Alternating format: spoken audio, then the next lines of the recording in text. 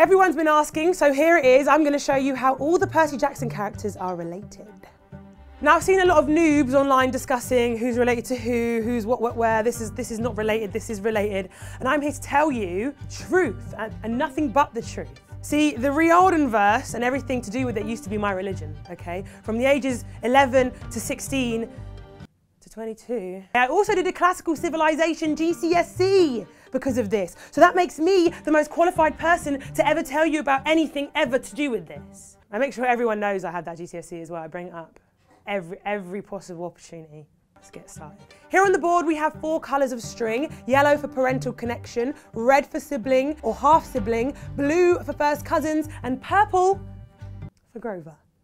He is related, guys, and I'm only including those who have been seen or mentioned in season 1, and these connections are all sourced from the Riordan wikis, so it may not be accurate to actual Greek mythology, fictional.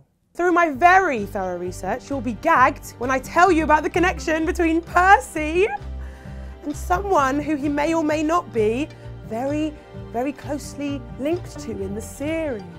Ooh. Let's talk it through. So it all started with chaos. I know that's right saying.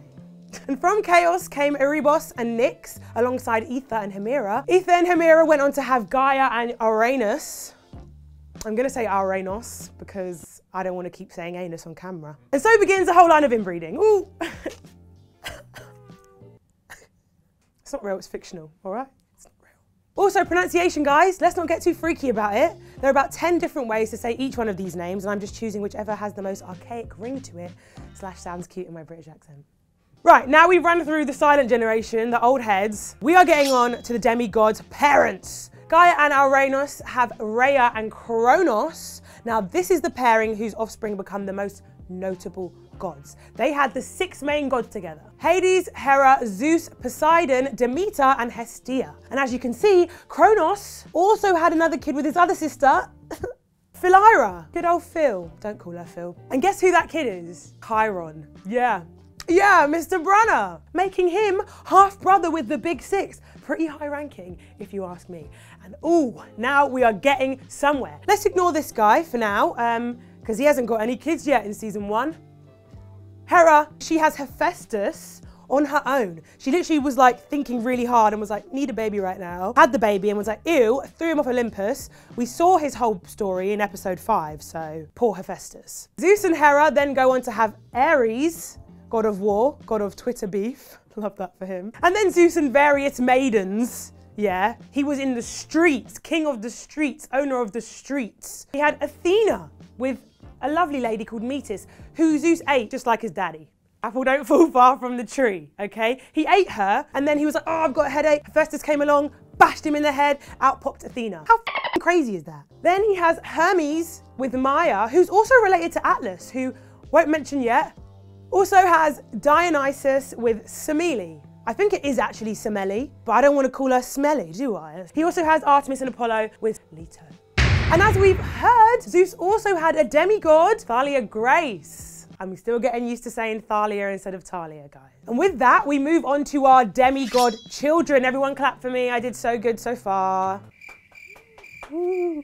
Zeus has Miss Thalia Grace. Ares goes on to have demigod Clarisse LaRue. Try not to say mother challenge. Sorry, I'm a Clarisse apologist. Oh, sue me, lock me up. Don't give a Athena goes on to have our main demigod girly, Annabeth Chase, thank you. And Hermes has Luke Castellan. Now, Poseidon's kids include hundreds of sea nymphs and cyclopes. Yes, that's the plural. But this season, we meet Procrustes, aka Krusty, a real freak. And we, of course, know our boy, Percy Jackson. Give it up for Percy Jackson, y'all! Now, with Percy's family tree laid out, we can see how they are all actually related. This makes Hermes, Thalia, Athena, Ares, Dionysus, and Hephaestus Percy's first cousins, and Luke, Annabeth, and Clarisse Percy's first cousins once removed. Let that sink in, guys. Something sinister is afoot. Ooh. And how does our king of everything Grover fit in? Well, his family origins are pretty sparse, but all satyrs hail from the blood of Uranus. Ew, grow up. All satyrs hail from the blood of Uranus after he was killed by his son Kronos, so that's somewhere up in his family tree. Also, he has a strong parental link to the wilderness god Pan, who is Hermes' son, by the way. Wild. As do all satyrs have a paternal link to Pan, because that's their, like, spirit daddy. I don't know why I've been like this half the time as well, like really like, literally what's his name in Maestro. But that is not all, people. We're not finished. We're not finished, all right? Percy is related to like a lot of monsters as well. Some he's like literally murdered, so let's shout them out, okay? As Echidna mentioned in episode 3, her and Percy are related too. And I'm pretty sure, according to our board, she is his first cousin once removed and second cousin, because inbreeding, you can be both. And while we're over this side of the board, we can see that Medusa is also Percy's first cousin, twice removed and second cousin, whose head he lopped off and sent to his dad, bruv. Mental. That's really crazy family antics. They're all killing and hurting each other.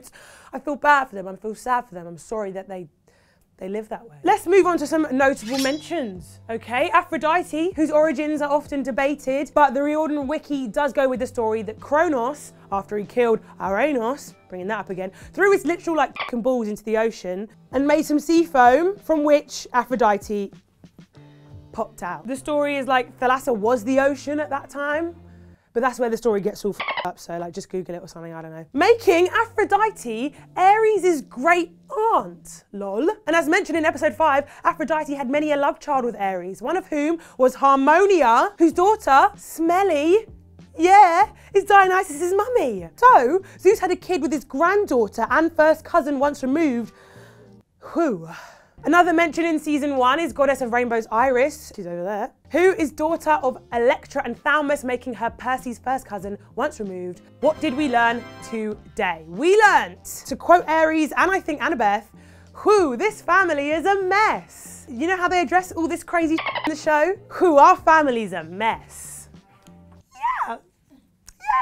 Darling. They were all drunk and nasty all the time, to be fair. Like, what can we do? Annabeth and Percy, the question we've all been wanting to talk about, okay? Everyone's debating about it. Is it weird? Is it not weird? Yes, it's weird. But you can get out of the comments because I'm about to say it. And you thought I wasn't going to say it, but I'm going to say it. The gods don't have any DNA at all. So they don't pass down any DNA to their offspring, okay? So, yes, the debate goes, they don't have any DNA connecting them at all. So it's kind of all good in the hood.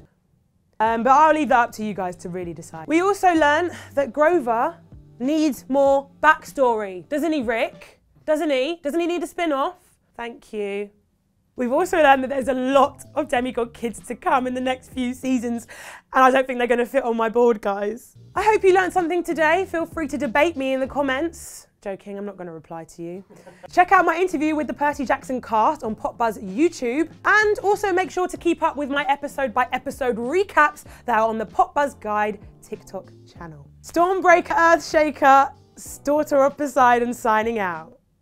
Okay, now.